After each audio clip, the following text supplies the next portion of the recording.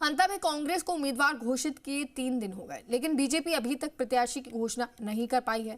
Party में आधा दर्जन नामों पर मंथन चल रहा है और ऐसे में प्रत्याशी की घोषणा में अभी भी 1-2 दिन का और वक्त लग सकता है। रिपोर्ट देखिए। सीट एक, दावेदार अनेक। बीजेपी में मंथन का दौर, अंता में हवा किशोर। जिताऊ चेहरे की दरकार, बीजेपी का कौन दावेदार। ठीक 1 महीने बाद नवंबर की 11 तारीख को अंता की जनता अपने विधायक का फैसला करेगी। कांग्रेस ने प्रमोद जैन भाया को 3 दिन पहले ही मैदान में उतारकर चुनावी तैयारियों का आगाज कर दिया है, लेकिन बीजेपी अभी भी मंथन के दौर से ही गुजर रही है। शुक्रवार को पहले सीएमआर में सीएम भजनलाल शर्मा और प्रदेशाध्यक्ष मदन राठौर के बीच लंबी मंत्रणा हुई। इसके बाद वसुंधरा राजे के आवास पर चर्चाओं का दौर चला। राजे शुक्रवार शाम को ही दिल्ली चली गई, लेकिन अभी तक पार्टी प्रत्याशी की घोषणा नहीं कर पाई। सरकार के मंत्री दावा कर रहे हैं कि अभी उम्मीदवार का ऐलान करने में कोई देरी नहीं हुई है। सारे समीकरण बीजेपी के पक्ष में हैं, इसलिए 1-2 दिन की देरी कोई मायने नहीं रखती है। जब चुनाव आते हैं तो सभी राजनीतिक पार्टियां अपना अपना कैंडिडेट तय करती है, कांग्रेस को तय करती है। क्या रहेगा, कितनी उम्मीद रखी जाती है? 100% भारतीय जनता पार्टी अंता विधानसभा चुनाव को जीतेगी। उम्मीदवार की घोषणा बहुत जल्दी होगी।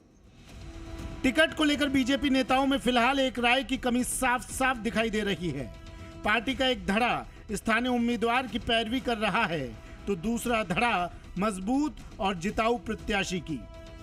अभी तक जिन भी नामों पर पार्टी में मंथन हुआ है, उनमें से अधिकांश चेहरे इतने लोकप्रिय नहीं हैं कि वो प्रमोद जैन भाया का मुकाबला कर सके। अंता में बीजेपी के दावेदार प्रभुलाल सैनी, पूर्व कैबिनेट मंत्री, आनंद गर्ग, पूर्व जिलाध्यक्ष, मोरपाल सुमन, पंचायत समिति प्रधान 12, नरेंद्र नागर, पूर्व विधायक खानपुर, भगवती बाई मीणा, पूर्व विधायक और कंवरलाल मीणा की पत्नी।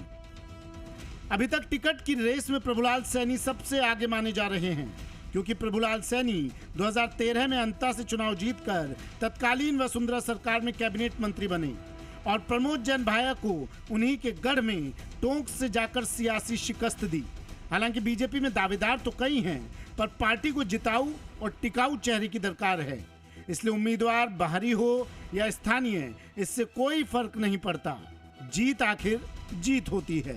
इसलिए बीजेपी को जब लगेगा कि स्थानीय दावेदारों में जीतने की क्षमता नहीं है, तो फिर बाहर के नेताओं पर भी दांव लगाने से पार्टी गुरेज नहीं करेगी, क्योंकि चुनाव भजनलाल सरकार की साख से भी जुड़ा है।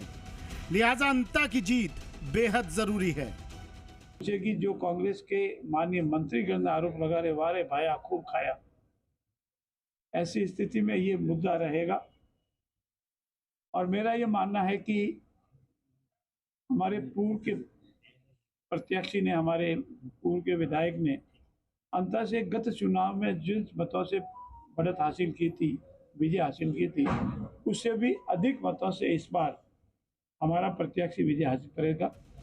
बहरहाल दावेदारों की टिकट को लेकर बेकरारी बढ़ती ही जा रही है। 12 से लेकर जयपुर तक नेताजी दौड़ लगा रहे हैं। कई तो प्रदेश के नेताओं के जरिए दिल्ली दरबार से सीधे आशीर्वाद पाने की जुगत में जुटे हैं। हर तरफ बड़े नेताओं से मेल मुलाकातों का दौर जारी है। वफादारी के साथ जीत के समीकरण गिनाए जा रहे हैं। जब तक टिकट के नाम का ऐलान न हो जाए, तब तक दावेदारों के दिन का चैन और रातों की नींद उड़ी रहेगी। आखिर सत्ता के साथ विधायकी का एहसास ही कुछ और है। किस्मत साथ दे तो विधायकी मंत्री पद में तब्दील होते देर नहीं लगाती। इसलिए अंता का उपचुनाव बेहद खास हो गया है। एक तरफ वसुंधरा राजे की सहमति, तो दूसरी ओर स्थानीय नेता को टिकट देने का दबाव। बीजेपी उलझन में है, पर उसे यकीन है कि भजनलाल सरकार की ओर से कराए गए विकास कार्य उसकी अंता में चुनावी वैतरणी को पार लगा देंगे। पर फिलहाल तो टिकट की घोषणा होने में 1-2 दिन का समय और लग सकता है। कैमरा पर्सन राहुल के साथ बाबूलाल धायल, जी मीडिया, जयपुर।